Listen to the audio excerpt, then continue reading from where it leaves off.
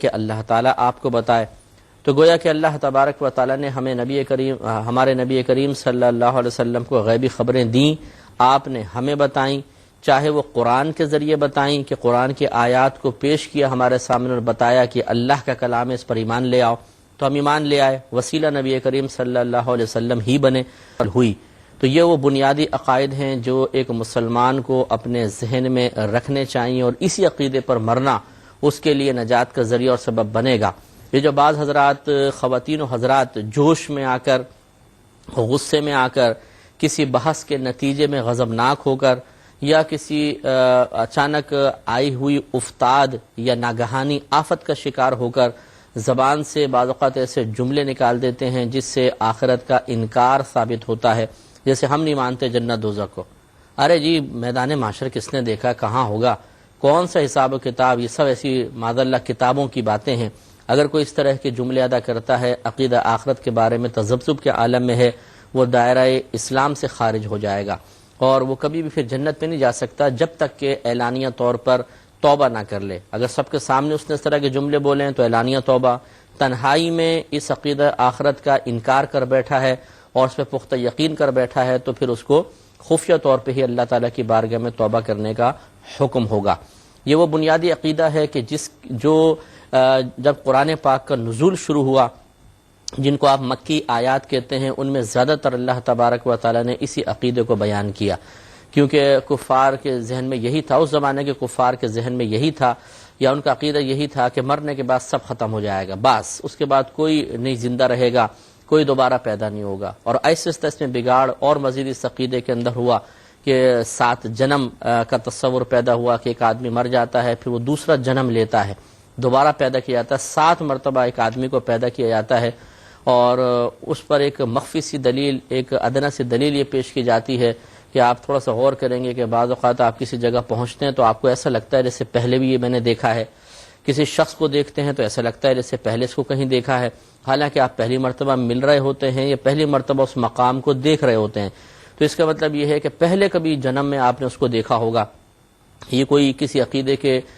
درست ہونے کی دلیل نہیں بن سکتی ہے، لہٰذا یہ اب کا عقیدہ یہ ہے، آج کل کے جو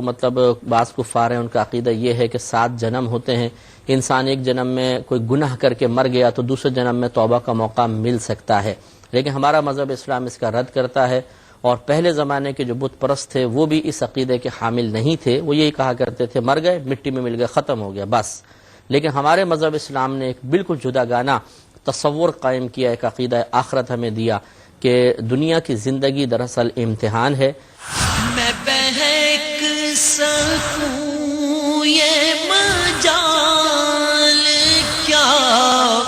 میرا رہنما کوئی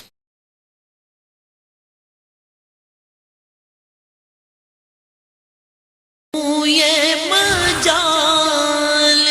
کیا، میرا رہنما کوئی اور ہے۔ تمہیں آخرت کا امتحان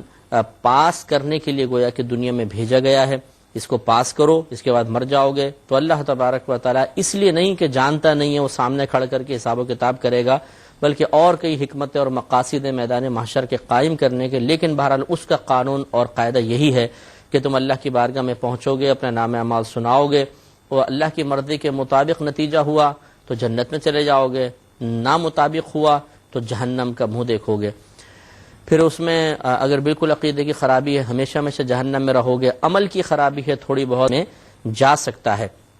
دوسرا کوئی تصور ہمارے ہاں جنم کا یا زندگی کا نہیں ہے، ہاں صرف اتنا ضرور ہے کہ جب انسان مرتا ہے تو قبر کی اس کو باقاعدہ ایک حیات عطا کی جاتی ہے، جس میں وہ شعور رکھتا ہے، احساس رکھتا ہے، ایک زندگی رکھتا ہے، لیکن یہ زندگی دنیاوی زندگی سے بالکل جدا گانا ہے۔ یہاں پر بھی روح اور بدن کا تعلق ضرور ہے، لیکن اس سے انسان متحرک ہوتا ہے، چلتا ہے پھرتا ہے، ارادے کرتا ہے، لیکن مردے کے ساتھ جو روح کا تعلق ہوتا ہے اس کے نتیجے میں اس طرح کے معاملات ظہور پذیر نہیں ہوتے ہیں جیسے دنیا میں روح اور جسم کے تعلق کے نتیجے میں ظہور ہوتے ہیں۔ تو لہٰذا یہ عقیدے بار بار ہمیں خود بھی قرآن عظیم کو پڑھ کر، حدیثوں کو پڑھ کر مضبوط کرنے چاہیے، اپنے بچوں کو پڑھانا چاہیے تاکہ اس میں غلطی واقع نہ ہو۔ اس مختصر تمہید کے بعد پھر ہم قرآن کی طرف آتے ہیں۔ پچھلے پروگرام میں بھی ہم نے کچھ آیات کریمہ جن سے آخرت کا ثبوت ہے، چاہے وہ جنت کے بارے میں ہوں، دوزخ کے بارے میں ہوں، نفخہ ثانیہ واحدہ کے بارے میں ہوں، یعنی سور جو پھونکا جائے گا، میدان معاشر میں اٹھنے کے بارے میں، حساب و کتاب کے بارے میں، ان تمام کے بارے میں ہم آیات آپ کی خدمت میں عرض کر رہے ہیں۔ پھر انشاءاللہ حدیثوں کی طرف آئیں گے اور باقاعدہ وہ حدیثیں عرض کریں گے کہ جن میں اخروی معاملات کا تذکرہ نبی کریم صلی اللہ علیہ وسلم نے اپنی زبان اقدس سے فرمایا۔ چنانچہ یہ سورہ الحاقہ ہے، اس کی آیت نمبر 13 سے اس کا آغاز ہوتا ہے۔ عقیدہ آخرت یہاں بیان کیا گیا اور 36-37 تک یہ مضمون چلیں گے۔ چنانچہ اللہ تعالیٰ ارشاد فرماتا ہے کہ فَإِذَا نُفِخَ فِي الصُّورِ نَفْخَةٌ وَاحِدَةٌ، پھر جب سور پھونک دیا جائے گا، ایک دم سور پھونکنا یعنی اچانک سور پھونک دیا جائے گا،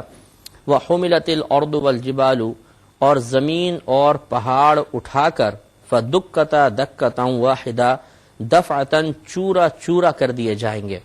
یعنی ٹکڑے ٹکڑے ہو جائیں گے۔ یہ ہمارا عقیدہ آخرت ہے، عقیدہ آخرت کا ایک حصہ ہے کہ قیامت میں جب سور پھونکا جائے گا تو کچھ بھی باقی نہیں رہے گا، سب آپس میں ٹکرا کے پاش پاش ہو جائے گا۔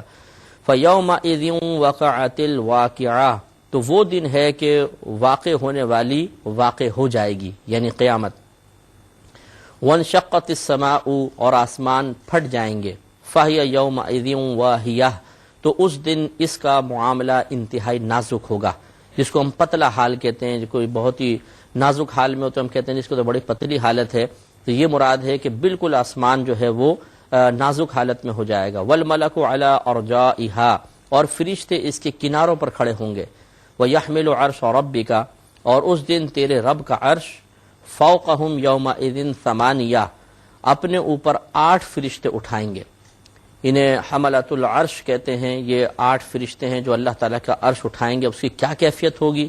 اس عرش الہی کی کیفیت کیا ہے، یہ بھی ایک مطلب راز ہے جو ہم دیکھ کر ہی جان سکتے ہیں، کیونکہ اللہ تعالیٰ کسی جگہ میں سمانے سے پاک و صاف ہے، کسی جگہ بیٹھنے سے پاک و صاف ہے، کیونکہ وہ انسانوں کی طرح نہیں ہے، وہ جسمانیت نہیں رکھتا ہے۔ تو ایک عرش کیا وہ ایک تخت کی مثل ہے، ایک بادشاہ کے تخت کی طرح ہے، ایک بادشاہ کے بیٹھنے کے اسٹیج کی طرح ہے؟ کیسا ہوگا اللہ تعالیٰ بہتر جانتا ہے، لیکن بظاہر کیفیات یہی بتاتی ہیں، بظاہر آیات اور احادیث کا ظاہر یہی ظاہر کرتا ہے کہ وہ ایک تخت کی مثل ہے جسے 8 فرشتے اٹھائے ہوئے ہوں گے۔ آگے اللہ تعالیٰ مزید ارشاد فرماتا ہے کہ یومئذ تعرضون لا تخفی منکم خافیہ، اس دن تم سب پیش ہوگے کہ تم میں کوئی چھپنے والی جان چھپ نہیں سکے گی، ان راہ فرار ممکن نہیں ہے، ہر ایک اللہ کی بارگاہ میں پہنچا دیا جائے گا۔ اور یہ میں نے آپ کو بتایا تھا کہ ایک دفعہ حدیث بھی آپ کو عرض کی تھی کہ بخاری کی روایت ہے کہ نبی کریم صلی اللہ علیہ وسلم نے ارشاد فرمایا کہ بنی اسرائیل کا ایک شخص بڑا ہی گناہگار تھا، اس نے زندگی میں کبھی کوئی نیک عمل نہیں کیا تھا۔ جب اس کا انتقال ہونے لگا تو وہ بہت گھبرایا کہ اب تو میں اللہ کی بارگاہ میں پہنچوں گا تو کیا جواب دوں گا۔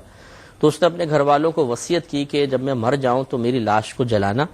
اور آدھی راکھ پانی میں بہا دینا، آدھی راکھ ہوا میں اڑا دینا۔ جو اس کے ذہن میں اس وقت آیا اس نے وہ وصیت کر دی، اور بنی اسرائیل میں اس زمانے میں یہ وصیت جائز تھی۔ آج کے دور میں جائز نہیں ہے، ہمارے ہاں مردے کو جلانا یہ سخت ناجائز اور حرام ہے۔ بہرحال تھا مسلمان، یقینی سی بات ہے عقیدہ آخرت تو رکھتا تھا، اس کے گھر والوں نے اس کی حسب وصیت اسے جلایا اور آدھی آدھی راکھ جہاں جہاں اس نے کہا تھا پہنچائی۔ لیکن جب نبی کریم صلی اللہ علیہ وسلم فرماتے ہیں کہ اس کا انتقال ہوا، یہ راکھ اڑائی گئی، اس نے اپنے آپ کو اللہ کی بارگاہ میں پایا کہ اللہ نے پانی کو حکم دیا راکھ جمع کرو، ہوا کو حکم دیا راکھ جمع کر، راکھ جمع ہو گئی، اللہ تعالیٰ نے حکم فرمایا، جیتا جاگتا انسان بن گیا، راہ فرار ممکن نہیں ہے۔ تو اللہ تعالیٰ نے فرمایا بتا تو نے یہ وصیت کیوں کی؟ تو اس نے جواب دیا کہ اللہ تعالیٰ تو میرا رب ہے، تو خوب جانتا ہے کہ میری قلبی کیفیات کیا تھیں، میں اپنے گناہوں پہ شرمندہ تھا، میں ڈر رہا تھا کہ تیری بارگاہ میں آؤں گا تو غضب فرمائے گا، اس خوف کی وجہ سے، تیرے گرفت کے خوف کی وجہ سے میں نے یہ وصیت کی تھی۔ میں بہک سکوں